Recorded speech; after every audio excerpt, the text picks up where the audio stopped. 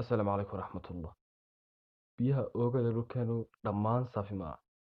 97% biyaha dhulkeenu waa qaar cusba ah, kuwaasi oo aynu u naqaano biyaha badda. Halka 2% ay yihiin qaar baraf ah.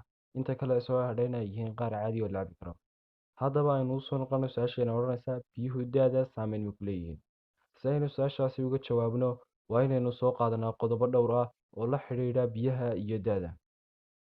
Lafaha dadka yaryar biyuhu waxay ka yihiin 75%, halka dadka qaangaarka ah ay ka yihiin 60%, halka ay dadka waaweyn ama dadka waayeelka ay ka yihiin 50%. Aynu soo laabano su-aasheena. Sida aynu horey usoo aragnayba, biyuhu haddii ay qofka ku yaraadaan jirkiisu qallayl ayuu dareemaya amba ula darsaya.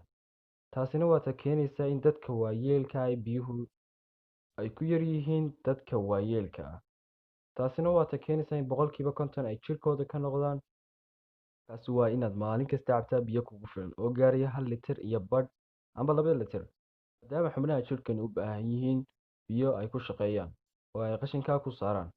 Dhiigga ayaa biyuhu waxay ka yihiin 83% oo biyaha. Muruqyada iyo kelyaha iyaguna ay yihiin amba ay ka kooban yihiin 73%. Lafaha oo biyuhu ka yihiin 90%, iyo maskaxda oo iyaduna ay ka kooban tahay 75%. Qaleylka ku yimaada jirku biyuhu waxay ka caawinayaan inuu jirkaasi helo ama uu noqdo mid saafi ah. Biyaha cunnada oo yaraada waxa ay keentaa inay hoos u dhac weyn ku yimaado soo saarista candhuufta, taasi oo bakteeriyada u oggolaanaysa inay ku korto afkaaga, waa ina neefsashadaadu noqoto mid aad u ur badan.